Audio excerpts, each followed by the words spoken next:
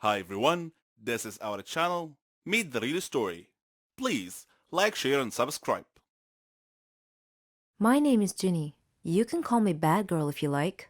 That's what the neighborhood kids called me. I have a long story to tell you. I was the eldest of 5 siblings. My mother died of illness, and my father was crippled in a car accident. He couldn't walk, and he had to use a wheelchair. Seeing my siblings suffer from hunger and poverty was a constant sight at home. My father was depressed. Our neighbors helped us a lot, but I was constantly worried what would happen if they ever stopped, so I decided to try and find a job. I knew it wouldn't be easy because I was only 15. Who'd want to hire a 15-year-old? Though I was apprehensive and lacking confidence, I made up my mind to get a job. I went to many places: clothing shops, flower shops, grocery stores. The answer was the same: we're not hiring at the moment. One day, feeling down, I was walking aimlessly with no destination in mind, when suddenly I found myself near a hospital. On an impulse, I entered. I saw a nurse, but she seemed too gloomy to talk, so I looked around and found another nurse who looked a bit kinder. She noticed me and asked if I needed any help. I told her that I was looking for a job.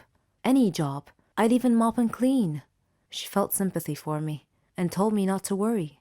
Then she went into the manager's office. I was worried. Was I in trouble? A minute later, she called me in to meet the manager. He seemed very kind, and he quietly asked for my name. I told him it was Ginny. He told me that Martha, the kind nurse who was helping me, told him that I was looking for any job available. He said he had a job for me, but he was concerned that it might be a problem. I felt a pang of fear and asked what the problem was. He said that I would have to work night shifts. That was it? I felt so relieved. I immediately agreed, and he said that he liked my enthusiasm and that I could start tomorrow. I was so happy. I returned home quickly, hugged my siblings, and kissed my father's hands. I told them everything about my new job. My father looked at me sadly and said that I was too young to have to bear this responsibility. I told him that it was okay and that I could deal with it. When I went to work at the hospital every night, there was a gang of young kids who were always loitering around the neighborhood. I hoped they wouldn't bother me, but my hopes were in vain. They made fun of me every time I passed them. I never told my family about this, though. I began work as a cleaning lady, but due to my diligence and intelligence, I was able to learn a little bit about nursing. So, I was able to get promoted, first to nursing assistant, then to a nurse. My colleagues supported me a lot. Everything was almost perfect, except for the neighborhood gang that was always bothering me and calling me Ginny the Bad Girl. I wished they would just go away and leave me alone. Then, one day, a miracle happened. While I was working at the hospital, the neighborhood bullies came in, carrying their leader. He was badly injured. His whole body was covered in blood. They were shouting for someone to help them, and when they saw me, they pleaded with me to save him. I worked quickly with the other staff. His condition was serious. He had been in a terrible motorcycle accident. The staff and I worked feverishly to stabilize his condition and treat him. After stabilizing him, I was exhausted. Suddenly, I felt someone coming close. It was the gang. They apologized for making fun of me and asked me to forgive them. They said they didn't know that I worked at a hospital. I smiled and told them it was okay and that I considered them to be my brothers and sisters. Another nurse went to them and told them that their friend was okay now. I was so happy that my problem was solved. They called me over to talk to their leader. He had tears in his eyes and told me that he was so sorry and asked me to forgive him. He was so sincere that I was moved. I gently asked him to be quiet and get some rest. As I was walking away, he called me and thanked me again. After that incident, the manager called me in and praised me for saving the patient's life that day. I was still a long way from achieving my dreams, but I had a good head start, and the neighborhood gang began calling me the Mercy Angel. A love triangle can tear people apart, especially if it involves you, your husband-to-be, and your mother. Yeah, I know. Sad and complicated, isn't it? But let me tell you my story. I am Linda. I am 21 years old. I was a ballerina, and I loved acting on stages and theaters. I enjoyed all kinds of arts. They called me the butterfly because I was always supporting my colleagues. and giving them positive energy. I didn't care much about love stories because I felt that none of the boys I'd ever met ever rose to the level of hero in my assessment. That is, until I met Ethan. He was an angel. Handsome, educated, and a true artist. He could play music, draw, and direct movies. He was adored by all the girls on our drama team. And when he was assigned to direct our play, I ended up adoring him too. I liked everything about him. His voice, his speech, his manner, his style, and that lovely smile of his. One day, I decided to tell him about my love for him. He was working in the theater, and I asked him if he could excuse himself for 5 minutes so I could speak with him in private. He accepted, and once we were alone, I confessed to him, "Ethan, I think I love you." He was mildly surprised and pleased, it seemed, and he asked me to repeat my words again. I did, and he suddenly swept me into his arms and embraced me and said, "You are the answer to all my dreams, Linda. I have loved you from the first day I laid eyes on you." We began spending a lot of time together. One day, he told me that he wanted to meet my mother. I asked him why, and he said that by tradition, he needed to get my mother's permission to marry me. I was ecstatic and felt as if I were floating in the air. I rushed home breathless to tell Mom, who was not only my mother, but my best friend as well. When she saw me, she said, "So, someone wants to marry you, huh?" she said. Amazed, I asked her, "How did you know?" She replied, "I can tell by that euphoric look on your face and your rosy cheeks." Then she smiled lovingly. I invited Ethan to come by my home tomorrow at 8 o'clock, and I began counting down the hours till his arrival. At 8 o'clock sharp, the doorbell rang, and when I opened the door briskly, he was standing there holding a bouquet of flowers. He handed the flowers to me, and I invited him to come in and sit in the sitting room. I went to Mom's room to hurry her up. Then I returned to sit with Ethan. Mom appeared at the door saying, "Hello, Ethan. Please forgive me for not greeting you at the door." I looked at Ethan. His eyes were transfixed on Mom's face. From that point, he never took his eyes off Mom for the rest of the evening. Even worse than that, whenever he would speak to her, he would just ignore me completely, as if I weren't in the same room as they were. And his looks weren't simply looks of admiration. No, they seemed to be deeper than that. I was both stunned and hurt. I had to struggle to suppress my rolling thoughts. When he finally had to leave and excused himself, he ended up not even saying a word about our marriage. Instead, he just promised Mom that he would visit her again sometime. "Ethan is so cute," Mom said after he left. Peeved, I asked, "Is he just cute, or did you like him a lot?" "I like him a lot because he will be your future husband," she replied, looking at me strangely. I was so jealous of my mom. Do you believe it? I went to my room and found a message from Ethan.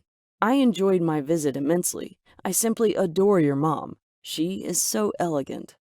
I stabbed at my phone's touchscreen and messaged back, "Well, what about me? Am I elegant too?" He replied defensively, "Yes, of course, you are always beautiful. That goes without saying. I love you." Ethan spent the next few days constantly talking about my mom. He even asked me for her phone number. The nerve of this guy! I suddenly saw my love life crashing in flames and became so jealous of my mother that I avoid speaking to her altogether. Ethan was now speaking with her more than me. I began to argue with him over silly, trivial things. He asked me what was wrong, but I didn't answer him. I just gave him the cold shoulder treatment. One day, Mom and I were watching a movie at home, and I couldn't help but notice that she was receiving a text message every minute or so. She casually but subtly held her cell phone at just such an angle that I couldn't inadvertently read the text messages from my vantage point. Ooh, how I hated my mother at that moment. Suddenly the doorbell rang. She put down her cell phone to go answer the door. In that instant, I snatched it up and began ravenously scanning her message thread. From Ethan, "Your face is etched in my heart." I immediately took a screenshot and forwarded it to my phone. When Mom returned from answering the door, I showed her the message from Ethan that I had read and demanded an explanation. She seemed confused, then enlightened, and said, "Oh, okay, I can explain. Just calm down." I shouted angrily, "Explain what? That you two are lovers and I am a blind fool?" She replied in a sage, calm voice. There is a misunderstanding here, and if you will calm down for just a minute, I can explain everything. Suddenly, I heard Ethan's voice behind me. He proudly held out a necklace to show me. It had Mom's picture in it. I was incensed, outraged. I said, "You have the gall to show me this necklace with my mom's picture in it? My God!" Confused and taken aback at my sudden outburst of animosity, he cautiously offered in clarification. No, she isn't your mom. She's mine. Look again. Stumped, I looked at the photo more closely. He was right. The woman in the necklace wasn't Mom. When I first looked at her, I mistook her for Mom. The resemblance was uncanny. He explained gently, "When I first met your mom, I was overjoyed. I felt that destiny had granted me not only a new..." A teacher often serves as a role model for his students. His morality, social conscience, manners, intelligence, personality, emotional savvy, and depth and breadth of knowledge are always on display. If these are all exemplary, he or she gains his students' respect, admiration, and reverence in the hearts. My name is Patty, and I am 17 years old. I am in my senior year at a prestigious secondary school renowned for having excellent teachers in all subjects. I am so proud of my school because they use modern, creative ways to teach in class. When I tell my friends about my school, they, being in lesser quality schools, usually don't believe me. One of our teachers recently gave birth to a new baby and took maternity leave, so our school had to hire a substitute teacher to cover her class in her absence. When he entered our classroom for the first time, we were awestruck by how handsome, intelligent, and elegant he was. All the girls adored him, including myself. I would rarely hear most of his explanations because I would be so focused on his enchanted eyes. Soon, I noticed that he liked me too. I wanted to know more about him, so I explored his Facebook page and concocted silly reasons to need to speak with him. We chatted on numerous occasions. During one such chat, he spontaneously asked me to send him my photo, but I was instantly uneasy with that request. It raised a red flag with me. It seemed creepy and inappropriate. I used the excuse that my mom had forbidden me from sending my picture on my phone, and was shocked when he took offense at my declining to do as he asked. He threatened me, saying that if I didn't send him nude pictures of myself, that he would use Photoshop to create such pictures of me and send them around the school. I was dumbfounded, numb, fearful. I told him we could meet tomorrow and talk some more. He warned me not to tell anyone about our relationship, or else he would ruin my life. I promptly made screenshots of all our previous conversations. I resolved to always turn on my voice recorder app each time right before we would meet again. I succeeded in making him feel relaxed enough that he spoke freely about his feelings and desires. Then I excused myself at some point and told him I had to go home because Mom had wanted me home to go somewhere with her. Instead, I went straight to the police station and told them about this substitute teacher and his indecent requests of me and his threat about ruining my life. I let them listen to our recorded conversations. They said that other students had complained about him before too, but they hadn't been able to get the concrete evidence that I had assembled. He had repeated this routine on different teenage students in several states. When he failed to return to school after I talked to the police that afternoon, I was the only one who knew what had happened to him.